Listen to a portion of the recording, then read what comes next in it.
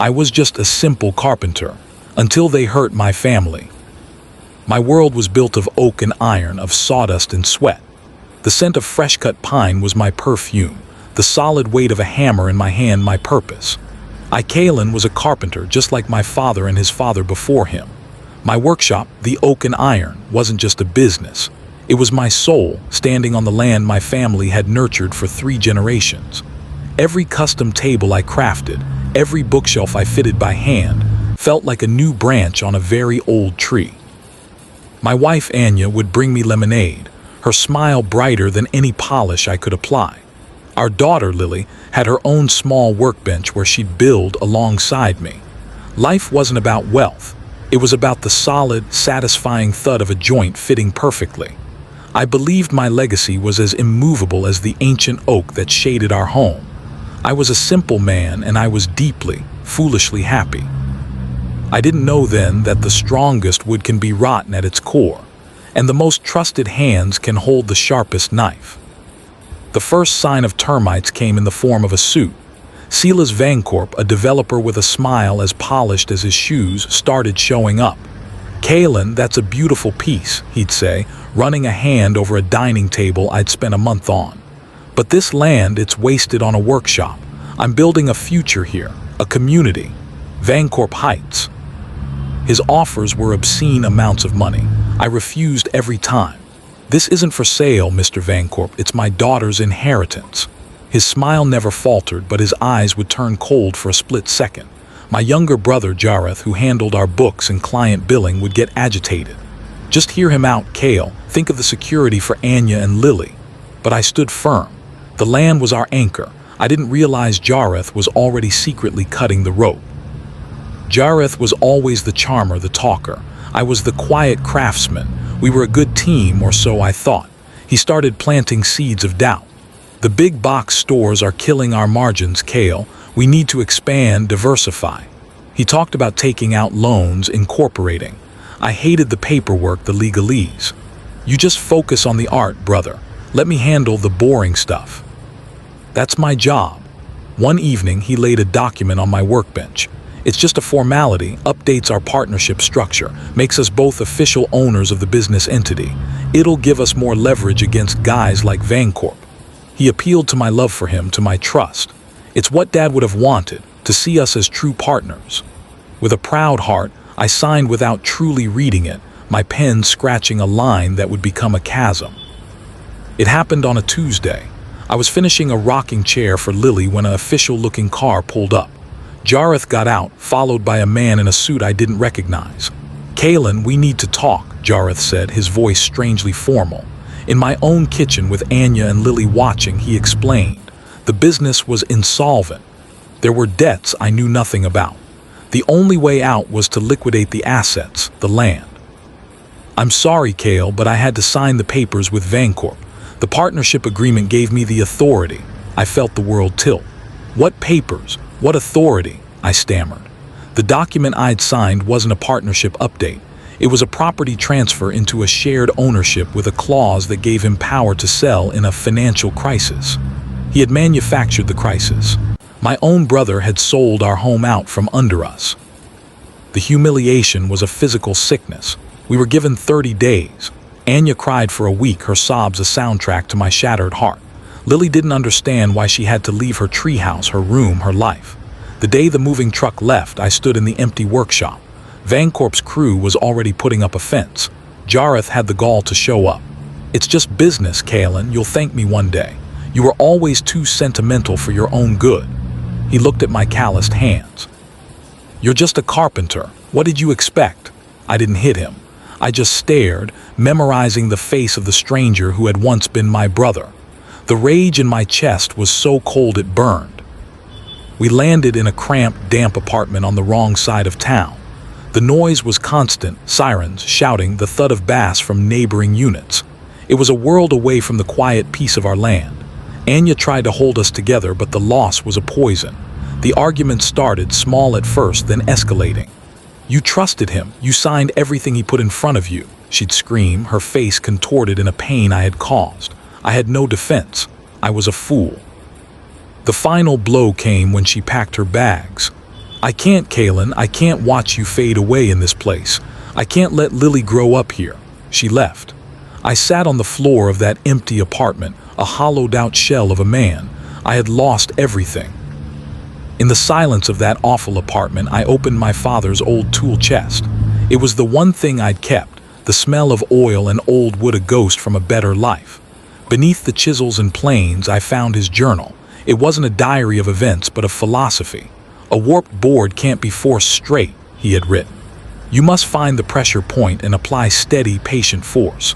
The same is true for a man's character." I read it cover to cover that night. His words weren't just about wood, they were a blueprint for resilience. My grief didn't vanish, but it crystallized. It was no longer a weight holding me down. It was a whetstone sharpening my will. I was a carpenter, and I knew how to dismantle a rotten structure. I needed to get close to the enemy. I cut my hair, grew a beard, and walked onto a construction site. I got a job as a framer. The foreman, a brute named Rex, laughed. "You sure you can handle this, old man?" The work was backbreaking, the crew rough. I took every insult, every dirty job. I was invisible, just another laborer, but my eyes were open. I learned how Vancorp operated. He used cheap, substandard materials. He bribed inspectors with tickets to sporting events. He cut every corner imaginable. I kept my head down, my hands busy, and my mind recording every detail. By day, I built his walls. By night, in my tiny apartment, I drew the blueprint for his ruin. My revenge would be a master-crafted piece, built with the same patience I applied to my furniture. Phase 1, infiltration. I needed to get inside Vancorp's operation. Phase 2, sabotage. I would use his own greed against him, ensuring his prized development was fundamentally flawed. Phase 3, exposure. I would bring the whole rotten structure down in the most public way possible. I started compiling evidence, photos of faulty wiring, notes on compromised concrete pours, the names of the inspectors on his payroll. I stored it all in an encrypted digital vault. I was no longer just Kaylin the carpenter. I was an architect of justice, and my plans were drawn in blood and sawdust. A lead foreman position opened up at the very site on my old land, the flagship project for Vancorp Heights. Using a fake name and a resume built on my months of grunt work, I applied. In the interview, I spoke Vancorp's language, efficiency, cost-cutting, deadlines. I impressed him with my knowledge. He didn't see the man whose life he'd destroyed. He saw a capable, no-nonsense foreman. He hired me on the spot. The irony was a bitter pill I swallowed gladly. The next day, I walked back onto my family's land, not as its owner, but as the man tasked with building its replacement. The anger was a steady flame, fueling my every move. As foreman, I had authority. I implemented Vancorp's cost-cutting measures with zeal, but I took them a step further. I approved the use of the cheapest, most porous PVC for plumbing. I signed off on electrical wiring that was just barely to code, ensuring it would fail under a full load. I subtly misaligned the complex drainage system by a few critical degrees, a flaw that wouldn't show up until the first major storm flooded the basements. I was building a beautiful, ticking time bomb. Every yes to an inferior material, every overlooked shortcut, was a nail in the coffin of Vancorp's empire. While supervising the excavation for the community center's foundation, the backhoe hit something hard. It wasn't rock. It was a thick bluish-gray clay. A memory, sharp and clear, surfaced from my father's journal. The clay by the creek bed. Fire it and it becomes stronger than steel. Our secret, our anchor. I suddenly understood. This wasn't just about land. Vancorp knew about this refractory clay. It was $1 million secret, perfect for the high-temperature foundations his new industrial clients needed. Jareth must have told him. This betrayal wasn't just about profit. It was about stealing our family's hidden legacy. The stakes had just been raised to a fortune.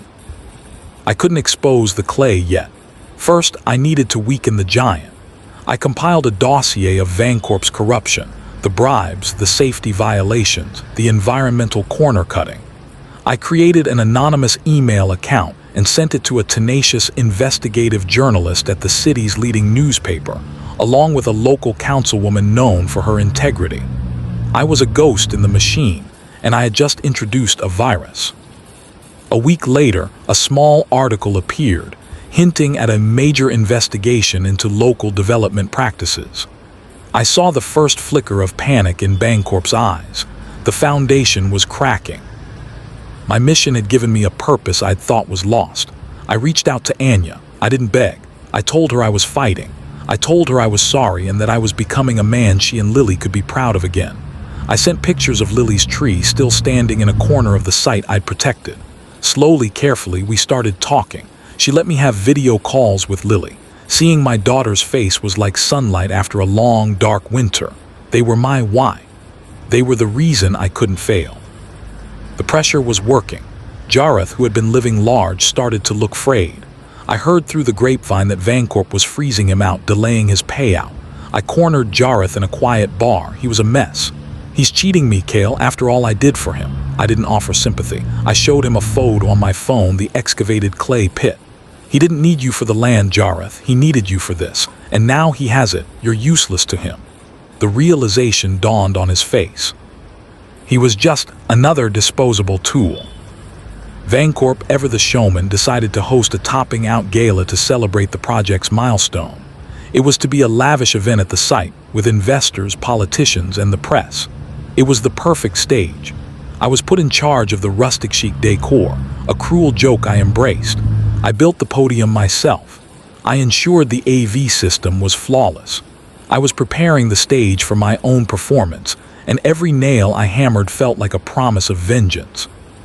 The morning of the gala, I put on the cheap suit I'd bought for the occasion. I looked in the mirror and saw a different man. The brokenness was gone, replaced by a calm, steely resolve.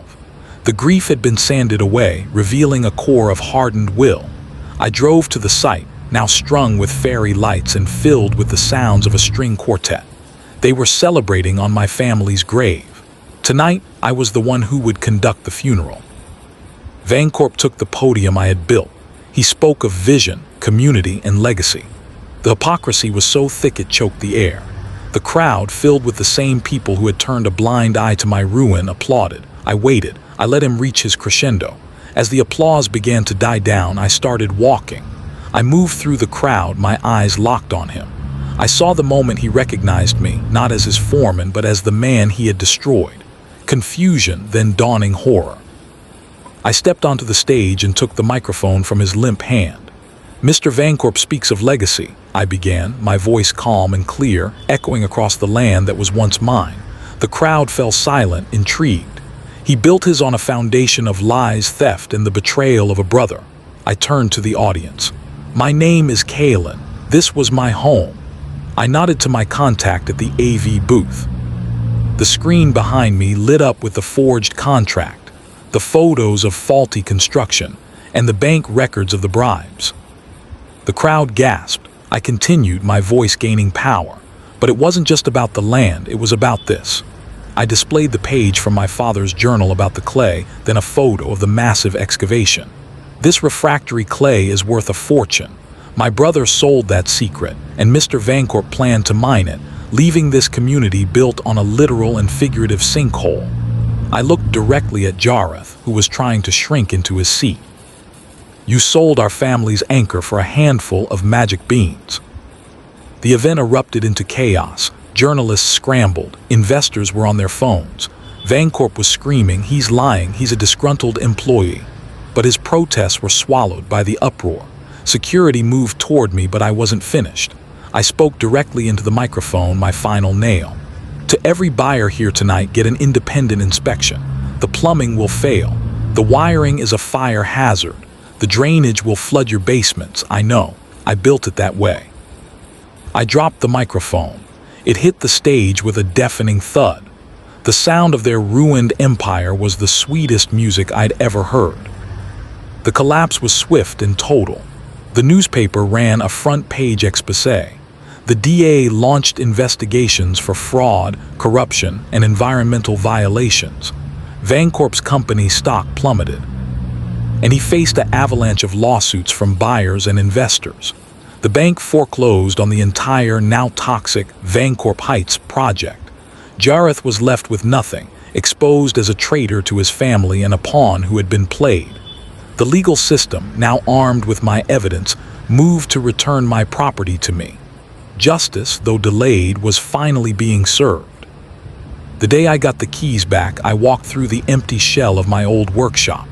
The silence was different now, not lonely, but full of potential. Anya and Lily stood with me. We didn't speak. We just breathed it in. We were home. The first thing I rebuilt was Lily's treehouse, bigger and better than before. The sound of her laughter from its heights was the mortar that would hold our new life together.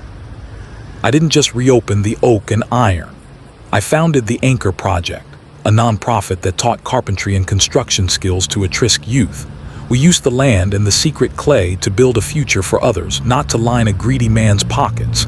Anya and I, slowly and carefully, rebuilt our marriage on a new foundation of honesty and shared strength. I was no longer just a carpenter. I was a teacher, a husband, a father. I was a builder of lives. They thought I was just a simple carpenter. They saw my calloused hands and my quiet nature and mistook it for simplicity. But a carpenter knows that true strength isn't about brute force. It's about understanding grain, finding the weak points and applying pressure in exactly the right way. It's about patience and vision, and the quiet satisfaction of seeing a flawed piece of wood transformed into something enduring. They hurt my family. So I took their hammer, their nails, and their blueprints, and I built their ruin. My name is Kalen. I am a carpenter, and my story is the proof that you should never, ever underestimate a man who knows how to build something from the ground up.